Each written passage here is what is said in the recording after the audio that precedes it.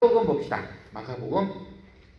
성경 신약 성경에는 마태, 마가, 누가, 요한 이렇게 4복음서가 있어요. 근데 그 중에 3개, 마태, 마가, 누가, 요한 요 3개를 공관복음이라고 하고 4개는 4복음서라고 해요. 그런데 왜 똑같은 책, 내용 보면 비슷한 게 되게 많이 있죠? 근데 왜 이렇게 썼을까요? 읽는 사람들이 달라서 그래요. 유대인들에게 해야 될 일이 있고 이방인에게 해야 될 일이 있고 헬라인에게 해야 될 그 내용이 따로 있기 때문에 똑같은 책이지만 4개를 책을 썼습니다. 겹쳐있는 내용이 많아요.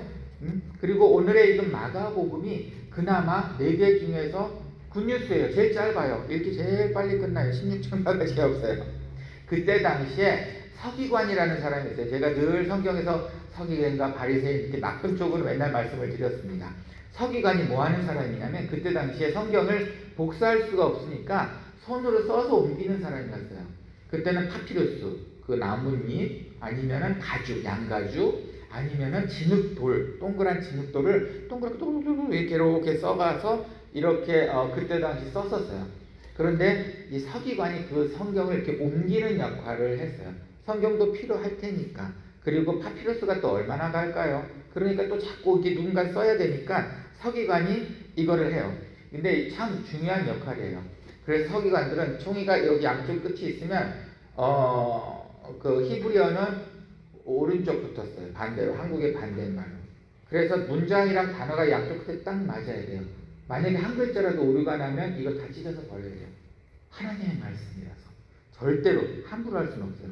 하다못해 그 하나님의 말씀에 성경에 하나님의 이름을 망령되게 하지 말라는 말이 있어요. 그러다 보니까 하나님이란 말이 나오면 서기관들은 가서 목욕을 했어요. 하나님이란 말이 나올 때마다. 그래서 그 다음에 하나님이라는 이름을 썼어요. 게다가 처음에 하나님이라는 이름을 만들었는데 이 하나님의 이름을 망령되게 하면 안 되기 때문에 부르지도 못했어요. 그러다 보니까 자음만, 하나님 한글 같으면 히읗, 니은, 미은 이것만 써놓은 거예요. 하나님의 이름이 너무 불리면 함부로 불리면 안 되니까 모음을 다 뺀 거, 아에이오를 다 빼놓고 가나다라만 기억니은만 써서 이렇게 써놓은 거예요. 그러다 보니까 시간이 오래 흘렀어요. 후대들이 어떻게 읽어야 될지 모르는 거예요. 읽어도 안 되거든요. 그래서 그때는 뭐라고 그랬냐면 그 말만 나오면 하나님이라고 안 하고 아도나이라는 말을 대신 썼어요. 하나님이라고 써놓고 읽으면 안 돼. 모음도 다 빼놓고 그리고 아도나이라는 말을 썼어요. 그게 저게 헬라어, 히브리어 원어예요. 그래서 지금 저거를 막 상담들이 개수한 거예요. 원래 하나님의 이름이 뭐였을까? 정말 궁금하지? 막 궁금하지? 그래서 만든 말이 여호와예요. 가장 비슷한, 아니면 야훼. 그래서 그때 당시에 저 하나님이란 말이 이게 비슷했을 것이다 라고 생각해서 지금 여호와 하나님, 야훼 하나님이란 말을 씁니다. 참 서기관이 중요한 역할을 했죠. 정말 중요한 역할을 했어요. 그러다 보니까 어느 누구보다도 성경에 대해서 많이 알았어요. 그래서 늘 예수님하고 부딪혔던 거예요. 내가 아는 성경은 그게 아닌데, 내가 썼던 성경은 그게 아닌데. 그리고 성경을 옮기고 하다 보면은 이 서기관들이 자기의 부연 설명을 넣고 싶어져요. 자꾸 넣고 싶어지는 거예요. 그래서 성경 원본은 짧으면 짧을수록 오리지널이라고 생각해요. 길면 길수록 아니라고 생각해요. 뭔가 첨가가 됐을 거야 라고 생각합니다. 그래서 이 마가복음을 중심으로 해서 마태도 누가도 요한도 이걸 참고해서 썼을 거야 라고 생각해서 이걸 오리지널 책으로 인정하는 게 대부분의 학설이에요. 뭐 큐문서라든지 뭐 또 이제 그건 나중이고 어쨌든 우리는 거기까지만 보면 돼요. 그런데 제가 이렇게 마가복음에 대해서 중요하게 다뤘냐면은 이 이야기는 마태, 마가, 누가복음 3군데 다 나와요. 이 이야기는 중요하다는 얘기겠죠. 근데 마가복음에 제일 길게 나와요. 그 짧은 성경 마가복음에 이 이야기가 제일 길게 나와요. 그것도 참 신기한 거예요. 마가의 시각에서는 이 내용이 정말로 독특하고 중요하다고 생각했던 것 같아요. 단지 나병 환자는 문둥병자라고 그러죠. 그때가 우리 당시 그렇죠. 이 문둥병 환자가 예수님께 왔어요. 와서 예수님께서 원하시면 저를 고쳐주실 수 있으세요? 라고 해서 예수님께서 그의 살을 만져주시자 바로 낫어요. 바로 낫고 그 문둥병자는 깨끗해졌어요. 그래서 예수님께서 자, 넌 이제 깨끗해졌으니까 어디 가서 내가 고쳐줬단 말 하지 마. 그리고 하나는 모세의 법대로 너는 가서 제사장한테 네가 깨끗해졌다는 걸 확인을 받고 증명을 받아서 제사 한번 드리면 넌 끝나는 거야 라고 예수님께서 말씀하신 짧은 내용이에요. 짧은 내용이에요. 근데 뭐가 이렇게 마가는 이게 이렇게 중요했을까요? 한번 오늘 이 내용을 통해서 우리가 또 우리에게 오시는 하나님의 말씀을 한번 생각해 봅시다. 자, 먼저 너무나 뻔한 얘기예요. 뭐나 뻔한 얘기예요. 문둥병자, 나병 환자는 병을 낫기 위해 예수님 앞으로 왔어요. 상상되시죠? 아, 그냥 나병 환자가 그냥 찢어진 옷에 그냥 허름한 모습 가지고 자꾸 이렇게 해서 예수님 고쳐주세요 이랬을 거라 생각하시죠. 그런데 그게 절대 아니에요. 이때 당시는 나병 환자는 사람 앞에 오면 안 돼요. 심할 때는 맞아 죽어요. 함부로 오면 안 되는 거예요. 성경에 너무 간단하게 되어 있지만 이 나병 환자는 그 군중을 몰고 다니는 예수님 앞에 목숨을 걸고 간 거예요. 그냥 끄적끄적 자기 몸 아프니까 그거 아니에요. 완전히 이때 당시에 나병 환자들은 정말로 지금은 조금 낫지요. 근데 정말 소외된 자들이에요. 하나님으로부터 벌을 받았기 때문에 병에 걸렸다라고 생각을 하는 거예요. 그래서 유대법에서 두 가지 이유로 하나는 너는 죄인이니까 격리, 또 하나는 네가 사람들한테 병을 옮길 수 있을지 모르니까 격리. 그래서 그 사람들만의 촌이 따로 있었어요. 40년간 광야를 돌아다닐 때 그 수많은 사람이 이만큼을 다는데 맨 마지막에 저쪽에 한 무리가 있는데 나병들이었어요. 나병 환자들. 늘 따로 다녔어요. 참 소외된 자들이죠. 그러다가 이 사람들은 어떻게 자기를 성경대로 이야기하면 이렇게 표현해요. 사람들이 누군가 올 것 같다. 내가 사람들한테 근처로 갈 것 같다. 그럼 내가 소리를 질러야 돼요. 부정하다, 부정하다. 이게 무슨 얘기냐면 나는 더러운 사람이야. 나는 더러운 사람이야. 이걸 자기 스스로 떠들고 다녀야 돼요. 그래서 사람들이 오지 않게 다 물러나게 했었어야 됐어요. 옷은 윗입술까지 가려야 돼요. 보지도 못하게. 그러니까 입술만 말하는 것처럼 볼 수 있게 이만큼. 참 안 좋은 환경에 어려운 상황에 그렇죠. 그런데 이 나병 환자가 만약에 사람들 앞에서 잘못했다. 그럼 맞아도 별 수 없는 거예요. 그런데 그렇게 무리를 몰고 다니는 예수님 앞에 쉽게 나타났을 거라는 건 아니에요. 죽을 각오 하고 간 거예요. 그냥 간 게 아니고 나는 사람들한테 돌 맞을 수도 있어.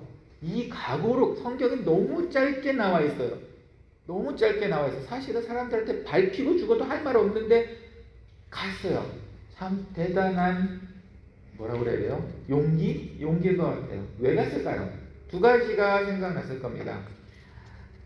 내가 예수님한테 가면 반드시 치유받을 수 있을 거야. 이 하나 믿음이 있었으니까 죽음을 각오했겠죠. 그리고 또 하나는 예수님이라면 나를 받아주실 거야. 무슨 얘기냐면 저도 성경에 있으면 순간 놀랍니다. 더러운 아이들이 성경에 훅 다가가면 히히히 이렇게 놀래요.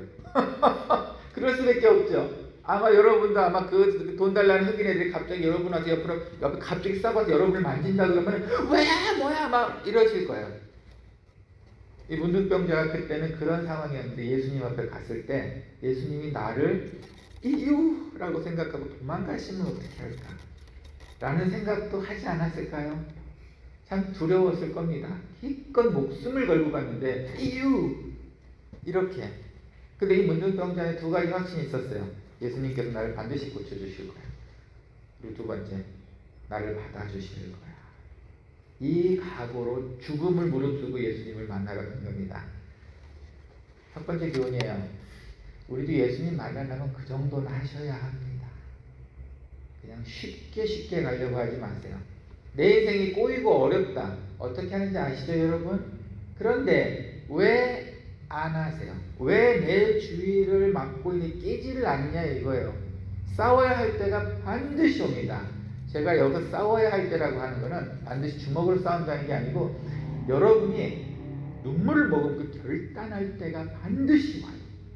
정말 작은 일부터 얘기할까요? 매트릭도 마찬가지예요. 매트릭도 아이들한테는 큰 결정이, 인생이 바뀌는 결정이란 말이야. 싸워야 될 날이에요. 그날을 위해 준비를 하겠죠. 그리고 매트릭 안 보고 싶어서 도망갈 수 있나요? 더 바보지. 싫어도 해야 돼요. 싫어도 해야 돼요. 여러분 삶의 결정권도 그거예요.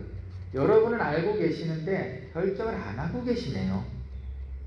문둥병자는 죽기를 각오하고 간 거예요. 그냥 예수님 앞에 나간 게 아니에요.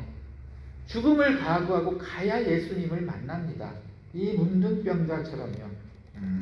제 인생을 봤을 때 이렇게 싸워야 될 날이 있었을까? 한번 생각을 해봤어요. 제 아내랑 결혼했을 때, 내가 그렇게 심각한 결정하진 않은 것 같아요. 왜냐면 둘 다 나이가 찼기 때문에 급했어요. 그러니까 우리는 그렇게 결혼에 대해서, 우리 이거 결혼했고 무릎 꿇고 기도하자. 아니, 결혼해주는 것만 서로 고마웠어요. 그래서 제 인생에 그거는 그렇게 큰 결정은 아니었던 것 같아요. 오히려 제 인생의 결정이라면 신학을 결정했을 때였던 것 같아요. 한참 음악 생활 열심히 했습니다. 음악 생활을 하고 이제 음악 대학원을 준비를 했어요. 좀 어려운 대학원이에요. 욕심을 갖고 이제 제 나름대로 하고 싶어서 준비했는데 그때 하나님을 만난 거예요. 그래서 내가 결정을 했어야 됐어요. 신학을 해야겠다. 그런데 그때 제일 제가 신학하기 어렵게 만든 게 뭐였냐면은, 신학생들은 다 가난해. 다 찌질해. 그리고 사회 실패했기 때문에 신학을 하는 것 같아. 라는 이미지였어요. 저는 나름 음악생활도 하고 좀 고귀하게 자랐다 생각을 했는데, 찌질한 신학생이 된다고? 이거 자존심이 허락하지 않는 거예요. 그거 깨는데 정말 시간이 걸렸어요. 그래도 해야 됩니까, 하나님? 그래도 해야 됩니까? 네, 그래도 결정을 했어요. 아니나 다를까 신학을 시작하자마자 레슨 뚝뚝 떨어져 나가고요. 레슨비 뚝뚝 깎이고요. 음악 안 할 사람들 못하니까 신학하는 그런 분위기라서 그때 조금 마음이 심란했어요. 근데 하지만 결과적으로 봅시다. 제가 이 자리에 있기까지는 아마 그런 자존심, 약간 무너뜨렸기 때문에 지금의 삶이 있지 않을까라는 생각이 들긴 합니다. 제 얘기였어요. 자, 여러분은 어떤가요? 무엇이 여러분의 길을 막고 있나요? 뻔히 어떻게 해야 하는지 아는데, 뻔히 아는데, 내 인생 지금 이대로 가면 안 되는 거 아는데, 뭔가 변화가 있어야 하는데, 뭐가 붙잡고 있나요? 뭐가? 예수님을 만나시려면 죽을 각오가 필요한 것 같습니다. 이렇게 죽을 각오로 다가온 자들, 절대로 예수님이 외면하지 않습니다. 이거 좋은 뉴스 아닙니까? 제발 뭘 생각하세요? 확실하게 답을 알고 계시면 그냥 하세요. 그리고 나서 생각해 봅시다. 실패하면 어떡하죠, 목사님? 저는 기도응답이라고 받고서 했는데 실패하면 어떡하죠? 이거 소위 우리말로 이거 낫을 못 들고 다닐 것 같이 부끄러울 텐데 이러면 어떡하죠? 그런데 제가 생각했을 때는 이런 건 어떤 것도 지는 것은 없었어요. 분명히 하나님께서 음성을 들으셨고 여러분 했다고 믿으셨는데 실패를 했다. 아니에요. 거기에 따른 하나님의 뜻이 있는 겁니다. 여러분만 모른다는 거예요. 초등학교 때 제가 좀 성격이 좀 활발했던 것 같아요. 그래서 초등학교 때 선생님이 임원을 뽑는데 하고 싶은 사람은 저는 얼른 손들었어요. 그냥 그렇게 하고 싶었나 봐. 그냥 늘 손들고 저 시켜주세요. 그리고 선생님 수업 시간에 물어보면 답도 엉뚱한 대답을 하면서도 저요 그냥 열심히 듣는 것 같아요. 그래서 어떤 걸 줄반장을 뽑아도 하고 싶은 사람 손들어서 꼭 투표를 했어요. 근데 단 한 번도 이겨본 적이 없어요. 제 초등학교 생활이 아마도 그랬던 것 같습니다. 찌질했던 것 같아요. 반장 선거 붙어본 적 없고, 부반장 선거 붙어본 적 없고, 줄반장 선거 붙어본 적 없고, 늘 하겠다고 손에 열심히 그런데 나중에는 막 창피해가지고 왜 나는 안 될까? 일단 그런 생각이 있었어요. 그리고 그런 기간이 있었어요. 그런데 그리고 나서 생각해 봤습니다. 변화가 있었을까요? 변화가 있었어요. 이상하게 떨어질 때마다 친구들이 저를 좋아해줬어요. 자기네가 더 좋은 거 먹고 나는 안 되는데도 이상하게 저를 예뻐해줬어요. 성준아 막 너무너무 활발하게 재밌어 해주는 거예요. 마치 저는 진지하게 후보가 됐었는데 얘네들은 분위기를 위해서 내가 억지로 후보가 됐다고 생각하나 봐요. 전 떨어져서 마음이 아픈데 애들은 좋아했어요. 그리고 또 하나, 저 때문에 학교 룰이 바뀌었어요. 재미있는 방법이죠. 반장 선거를 한 학기에 한 번씩 했어야 되는데 하도 그냥 내가 된 게 없으니까 담임 선생님이 한 달에 한 번씩 반장을 돌아가면서 시키시기로 하셨어요. 저희가 되게 불쌍했나 봐요. 그래서 제 덕에 많은 아이들이 반장, 부반장, 회장, 줄반장을 돌아가면서 할 수 있었어요. 야, 정말 잘 됐죠? 지금 생각해보면 정말 그런 것 같아요. 참 고마우신 분인 것 같아요, 선생님이. 그래서 더 재밌는 사건은 이거죠. 한 달에 한 번씩 반장이 돌아가면서 하게 되면은, 그리고 제 인지도가 있으니까 3월에 계약하면 3월, 4월, 5월쯤에는 내가 반장이 돼야 되지 않을까라고 생각했는데 늘 10월 달에 됐어요. 그것도 인기가 없었던 거예요, 저는. 자, 이것도 참 무섭네요. 자, 제가 말씀드리고 싶은 건 이거예요. 여러분, 사전 말씀을 아주 쪽팔려요. 창피해 죽겠어요. 그래서 절대 아니에요. 반면에 하나님께서는 반대로 사용하신다는 거예요. 하나님을 향해 달려갔는데 압니다. 그게 뜻인 줄 알고 정말 목숨을 걸고 나병 환자처럼 들어갔는데 압니다. 그래서 쪽팔려 죽겠는데 압니다. 반드시 하나님께서 그걸 실패로 하지 않으세요. 여러분을 위한 다음 길, 다음 것을 만들어 놓으십니다. 우리만 안 보여요. 우리만 안 보여요. 여러분이 실패했을 때마다, 가끔 여러분들 슬픈 이야기를 할 때마다 아내와 저는 기도를 간절히 합니다. 그리고 여러분은 못 느끼시는 것 같아요. 우리가 볼 때는 다른 것들로 인해서 뭔가 더 아름다워지고 있는 게 보이더라는 거예요. 여러분의 기도하는 모습을 통해서. 아니, 결과는 안 좋아도 상관없는데 어떻게 하면 어떻게 갖다 붙이려는 게 아니고 지금 여러분이 이 자리에 있는 이유도 뭔가 실패를 하셔서 저랑 함께 일을 들이시고 계시는 거라는 거예요. 그게 하나님의 방법입니다. 그때 버리지 않습니다. 실패도 없습니다. 그냥 목숨을 걸고 한번 예수님께 가봅시다. 두 번째 얘기예요. 그러고 나면 좀 올바른 반응을 좀 하셨으면 좋겠어요. 이 납병 환자는 예수님을 만났죠. 그리고 예수님께 이렇게 질문을 합니다. 주님이 원하시면 고치실 수 있어요. 이건 정말 역사적으로 제일 멋진 말 아닌가 싶어요. 여러분 한번 생각해 볼게요. 그 수많은 군중 무리들 사이에 여러분이 거기를 헤집고 들어가서 예수님을 만나야 됐어요. 내가 원하는 게 있기 때문에. 자, 그래서 막 헤집고 사람들 눈치 보면서 헤집고 들어가 예수님 앞에 딱 섰을 때 여러분은 그 앞에서 휴, 살았다 라는 걸로 가만히 계시겠습니까? 아니면 미친 듯이 내가 할 말 다다다다다닥 쏟아내겠습니까? 예수님 살려주세요. 살려주세요. 살려주세요. 나 지금 나 밟혀주게 살려주세요. 어쩌면 육두문자를 했을 수도 있어요. 너무 급한 거 아닌가요, 이게? 그렇게 어렵게 예수님 앞에 가는데 그때 여러분은 무슨 말 하시겠습니까? 이 나병 환자는요, 하나 예수님께서 원하시는 그걸 해주세요라고 그랬어요. 아니, 가면 나 좀 살려주세요, 나 좀 낫게 해주세요가 우선이 아니었을까요? 우리 계산으로는 그렇죠. 근데 이 나병 환자는 앞에 가서까지도 주님께서 원하시는 것을 해주세요라고 이야기합니다. 정말 멋진 것 같아요. 정말 멋진 것 같아요. 여러분, 목숨 걸고 주님 앞에 가면 뭐합니까? 그 다음이, 행동이, 여러분의 입이 그걸 망쳐놓는다고 생각해 보세요. 거기까지 갔으면 거기에 맞는 좀 멋진 말을 좀 해야 하지 않을까요? 거기까지 갔는데 좀 고급스러워집시다.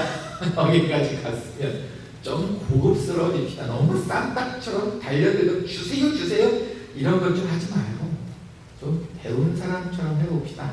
좀 거친 말인가요? 이 문둥병 환자가 사실은 배운 사람인 것 같아요. 아무리 봐도 성경에 이와 비슷한 얘기가 하나 있어요. 어디냐면은 백부장이, 그 높은 군대 장관인 백부장이 상당히 높은 군대 장관인데 자기 종이 아파요. 자기 자식도 아니고 자기 종이 아파요. 이 종 때문에 예수님을 찾아가요. 직접 찾아와요. 그리고서 뭐라 그러냐면 예수님, 제 종을 낫게 해주세요. 그런데 굳이 예수님이 오실 필요는 없습니다. 말씀만 하시면 제 종이 낫겠습니다 라고 말해요. 정말 최고의 믿음이에요. 예수님도 그 백부장을 보고 되게 놀래해요. 되게 놀래고 내 믿음이 좋다. 네 종이 나을 것이라 라고 말씀을 하세요. 멋지지 않습니까? 장군과 같은 말 같지 않나요? 쟤도 여러 수백 명의 군사를 거느릴 수 있고 그런 사람입니다. 주인이 어떻게 하는지 압니다. 그러니 예수님 말씀만 하세요. 제 종은 낫습니다. 굳이 오실 필요 없습니다. 제가 나머지는 해결하겠습니다. 참 멋지지 않나요? 근데 오늘 납병 환자가 딱 그런 것 같아요. 힘들게 들어가서 기껏 한다는 얘가 주님께서 원하시는 것을 해주세요. 아무래도 배운 사람 같아요. 이 사람은. 성경에는 그 사람 배경은 안 나와 있어요. 근데 아무래도 배운 사람 같아요. 참 해결하는 방법이 너무 멋지고 젠틀합니다. 그리고 저는 이 사람이 배운 사람이고 있는 집안 사람이라는 걸 어떻게 확인했냐면, 사실은 이때 당시 처음에 말씀드렸죠. 납병 환자가 낫게 되면은 제사장한테 확인을 받고 제사를 지내야 되는데, 이 제사 지는 값이 꽤 비싸요. 생각보다 싸지 않아요. 이거를 감수할 수 있을 정도의 사람이면은 잘 살다가 병이 걸려서 들어갔거나 집안이 워낙 괜찮거나. 그리고 또 한 가지가 있습니다. 저도 마당교회 사람들이 이제 왔다 갔다 하다가 사실은 많은 안 좋은 일이 있죠. 근데 마당교회 사람들 중에서도 그냥 소리 소문 없이 죽는 분이 대부분이에요. 어떻게 죽었는지도 모르다니 대부분이에요. 가난한 사람들은 그렇게 죽습니다. 어떻게 살다 죽었는지도 몰라요. 이때 당시 납병 환자는 최고로 낮은 사람들이었어요. 이 사람들이 죽으면 낫든 죽든 아무도 관심이 없어요. 그게 맞아요. 가난한. 그런데 이 납병 환자는 자기가 떠들고 다녔다고 했지만 사실 제가 볼 때는 이미 이 사람은 배경이 있는 사람이에요. 이 사람이 낫는 것만 봐서도 사람들이 오 낫어 오 이럴 분위기에 위치해 있던 사람 같아요. 아마 그냥 소위 말해 정말 낮은 쪽의 사람이었으면 죽었으면 나도 몰라요. 거짓말이려니 한단 말이에요. 근데 이 사람 낳자마자 세상이 막 흔들립니다. 어느 정도로 흔들리냐면 예수님이 사역을 못 하신 만큼 흔들렸어요. 방해가 돼가지고 얼마나 많은 사람들이 우르르 몰려드는지 낫게 해달라고. 그래서 예수님이 도망을 가시는 상태예요. 자, 생각해 봅시다. 제 말이 맞는 것 같지 않나요? 그렇죠? 생각보다 오늘의 납병 이 사람은 그들의 대화하는 그 대화 방법도 그랬고 이야기 해결 방법도 그랬고 생각보다 젠틀하고 괜찮은 사람이었던 것 같아요. 지난주에 마당교회 지금 나무집을 새 채를 또 지어달라고 주문을 받았어요. 어느 분이 헌금을 주셨어요. 원래는 두 채인데 한 집이 너무 절실해서 저희가 그냥 저희 돈을 넣어서라도 새 채를 지어주기로 했어요. 그래서 이제 지난주는 내내 마당교회 근처에 가서 집 터를 보고 어디 져줘야 되고 그 공사하시는 분을 만나고 조금 분주했습니다. 근데 그걸 보더니 저희 아직 마당교회 좀 진상이 있어요. 진상. 그거는 좀 진상이야. 늘 소리 지르고 늘 싸우고 그러는 분이에요.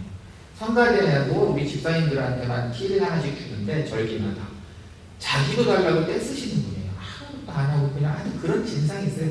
어디나 진상 있죠? 어디나 그런 진상이 있어요.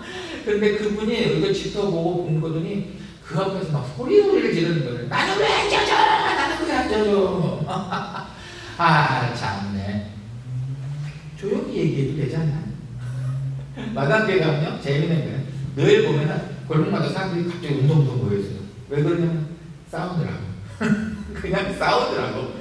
자기들끼리 싸우면 사람들이 운동 그걸 보고 있습니다. 아이들이 다 보죠. 그러니 그 수준에 배운 게 그거니 그대로 가지 않나 싶어요. 그 아이들이 커서 그 집에서 싸우면 또 사람 모아다 놓고 또 아이들 모아다 놓고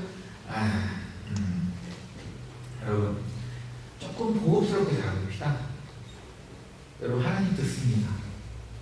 하나님 들으신다고요. 우리가 꼭 이렇게 뭐 설레발이치고 때로는 정말 너무나 간절해가지고 막 홍성기도를 하고 이런 필요하죠. 그런데 좀 품위를 지켜봅시다. 힘들게 예수님을 만났으면 조금만 더 품위 있게 대합시다. 우리 예수님 싸구려 예수님 아니십니다. 우리가 소리 지른다고 넘어가실 분이 아니에요. 다 아시는 분입니다. 그냥 당신께 오기만을 기다리고 계시는 예수님이신 것 같아요. 그러니 그 다음 행동, 여러분 그 다음 행동을 어떻게 구급스럽게 할까 한번 생각을 해봅시다. 좀 예수 믿는 자로서 품위를 지켜봅시다. 어차피 어려움을 겪게 됩니다. 여러분 어차피 계속 올 거예요. 지금 끝나지 않습니다. 또 다른 어려움이 또 오겠죠. 그때마다 우리는 하기 싫고 변하기 싫고 손해보기 싫고 움직이기 싫지만 반드시 결정하셔야 될 그때가 옵니다. 그때는 죽기 살기로 틀을 깨고 예수님 앞에 나갔어요. 나병 환자가 죽을 각오를 하고 예수님께 온 것처럼 우리도 앞을 각오를 하고 하나님께 와야 될 때가 옵니다. 너무 피하다가 더 큰 손해를 보시기 전에 우리를 묶어놓고 있는 틀을 한번 깨봅시다. 그리고 우리를 좀 더 품위 있게 행동해 봅시다. 한편으로 또 이런 생각도 듭니다. 그렇게 힘들게 예수님을 찾아온 그 납병 환자가 예수님께 오자마자 품위 있는 목소리로 예수님께서 원하시는 대로 해주세요. 저는 예수님께서 이 말 때문에 감동받으셨을 것 같아요. 그래서 낫다 그래 가 이게 아니고 가장 핵심적인 부분입니다. 만져주셨어요. 아무도 납병 환자를 만지지 않는 시대였습니다. 절대 납병 환자를 만질 수 없는 시대였어요. 납병 환자를 만나서 만약에 만지기라도 했으면은 정죄하고 깨끗하게 하는 시간이 3일에서 일주일 걸립니다. 만졌다는 이유 하나만으로 예수님께서 만져주셨어요. 우리도 그래 봅시다. 납병 환자처럼 목숨을 걸고 한번 예수님 가봅시다. 그리고 품위 있게 예수님께 말씀드리고 그리고 사랑 한번 받아봅시다. 함께 기도합시다. 주님 감사합니다. 때로는 납병 환자보다 우리가 나은 게 뭐가 있지라고 생각까지 해봅니다. 오늘 우리가 더 나은 것이 있을까요? 차라리 납병 환자는 목숨을 걸고 주님 앞에 갔습니다. 그런데 우리는 혹시 귀찮아서 자존심 때문에 하고 싶지 않고 손해볼까봐 주님께 가는 것을 혹시 피하고 있지 않습니까? 우리의 마음에 담대함을 허락해 주시고 주님께 갈 수 있고 내 환경을 푸시고 깨어나갈 수 있도록 용기를 허락해 주시옵소서. 오늘 말씀도 감사합니다. 예수님의 이름으로 기도합니다. 아멘.